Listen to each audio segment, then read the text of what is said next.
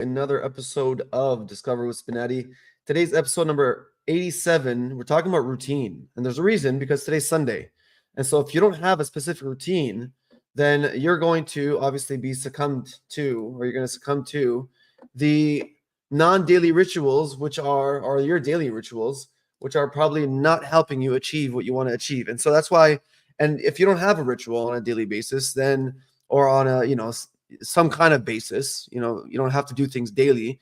I do things daily, but you don't have to do things daily. As long as you have a schedule, then you can eventually achieve something great. But the question is this. The question is that if you've ever wondered how, for instance, the people like Mozart, right, or people like Charles Darwin, or people that are insane achievers, how did they get to that level?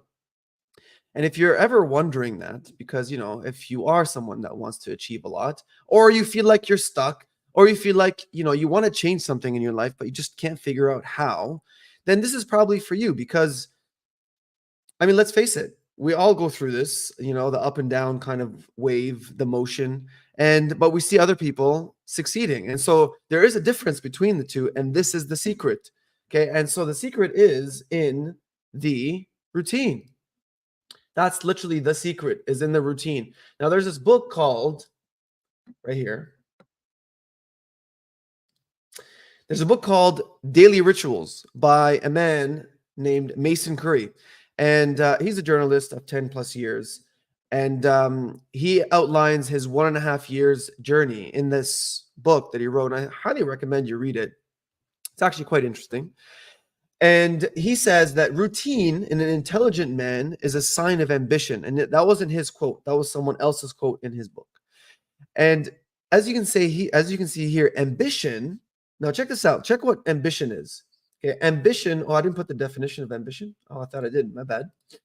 Ambition is something that is difficult. It's something that is difficult to achieve.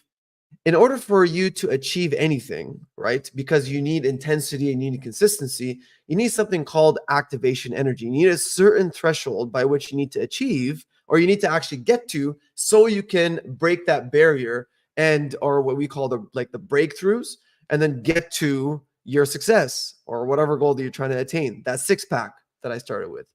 So this is what activation energy is. It's the minimum quantity of energy that the reacting species in this case is your goal, must possess in order to undergo a specific reaction. So the reaction is the goal. The reacting species, which is your action, it must undergo that kind of process so that you can get that goal. Okay, let me say it again. You have to have that certain amount of reacting species. You need to produce that by increasing your activation energy in order to get that reaction. So, example, this is all chemistry, okay? But like anything, nature applies to your mind. So water boils at 212 degrees Fahrenheit. If you were to take two sticks and you were to rub them together, they would turn into a fire, or they would turn into a smoke, and then later on a fire at 451 degrees Fahrenheit. But if you were to just do it just until 450 degrees Fahrenheit, or you were to, turn up the heat on water to 211 degrees Fahrenheit, you won't get any boiling. You'll get a simmer, but you won't get a boil. And similarly with rubbing the sticks. So you could be putting in a lot of effort. This is very good.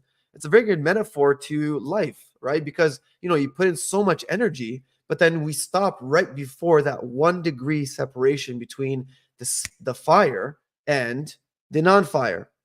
Now, here's something that's really cool, is that once you get fire going, it doesn't take much for it to keep going, right? All you need is a little bit of oxygen for it to actually keep going. You don't need that much. Once you reach that activation energy, then you actually, you have that reaction going, right? You just need to feed it a little bit. Similarly to, for instance, a car.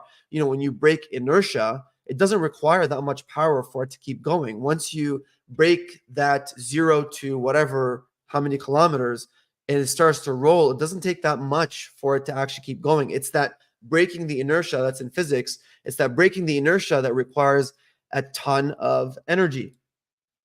So how did the greats do it? This is from the book, by the way, from the book that I just recommended. This is directly from the book.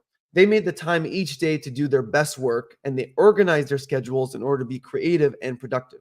So this is the icky term, schedule, right? So the thing is that if you want a six pack, and a six pack, the reason why I put the word six pack there, because six pack is something that's hard to achieve, right? Not many people have it.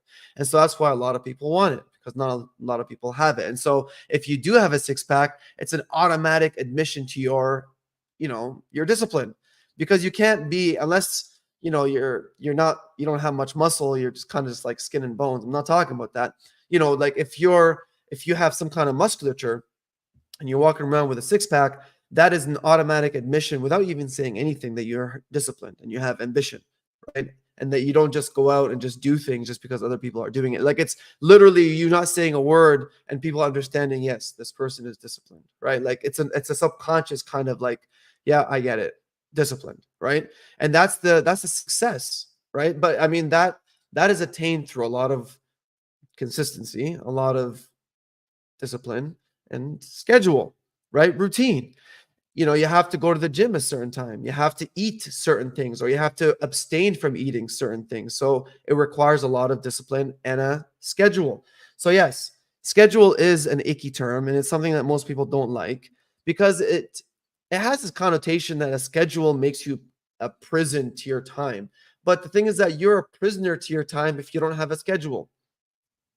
So I'm going to say that one more time, because it's probably something that's really important for you to hear, is that your time is like this, vast amount of thing that if you don't actually hold it properly, if you don't contain it, then you become the prisoner to it. So you actually become shackled to your loss of time, because you're not going to be able to use it properly.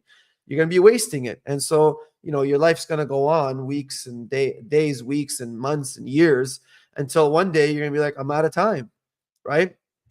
Because you become the slave to your time. Now, if you want your time to work for you, it's the schedule, right? You put it in.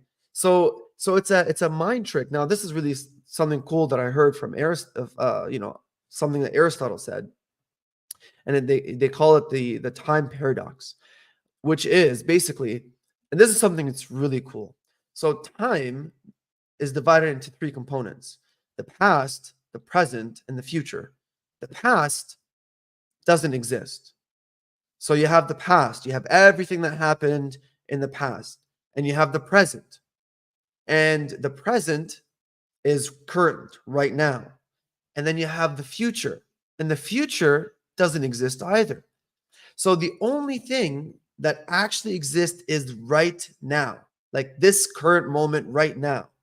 Not 5 minutes from now, that still doesn't exist, right? That's why they call it the paradox. And the difference between the past and the future is a very thin line, because and as it moves forward, it dumps the time from the present to the past and takes the future and brings it to the present.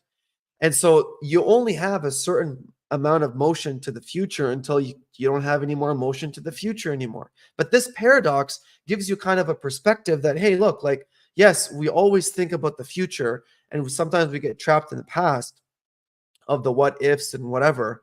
But the only thing that actually exists currently, like the only thing that actually exists in your life, is the now, like this current moment right now. That's why, people like, for instance, Michael Jordan, he said, I love tomorrow. He goes, I love tomorrow because anything is possible. And it's true, because it doesn't exist.